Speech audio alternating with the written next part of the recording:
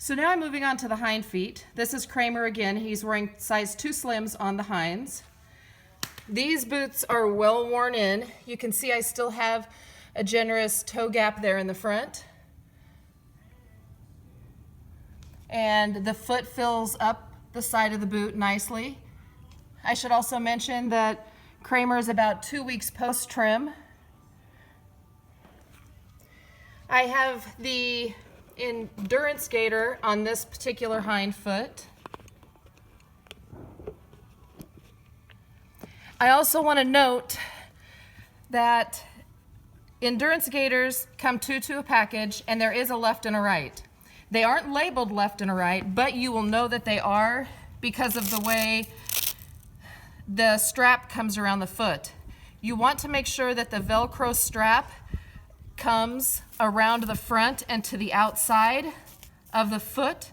That way, when you have your endurance gaiters on, they're not interfering in the center between the legs, making them want to come unfastened.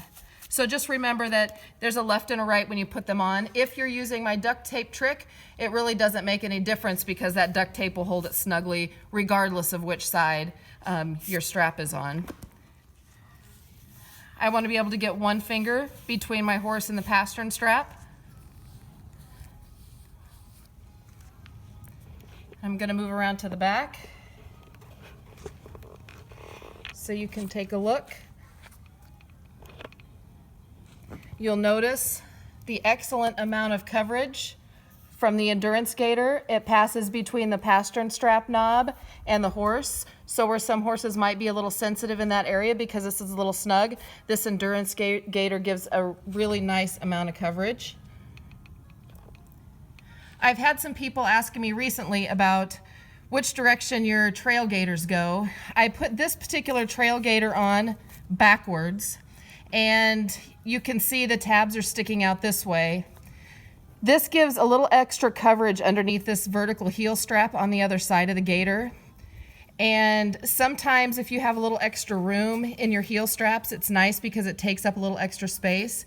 You just want to make sure that you pay a little bit of attention because sometimes sand and grit can get trapped more easily between the horse and the gaiter, which could potentially cause some irritation. You also want to make sure that your Velcro is matched up perfectly with both sides because this direction, the trail gaiter's more sticky side of the Velcro is facing the horse. So again, you could get some irritation if you didn't have them lined up perfectly.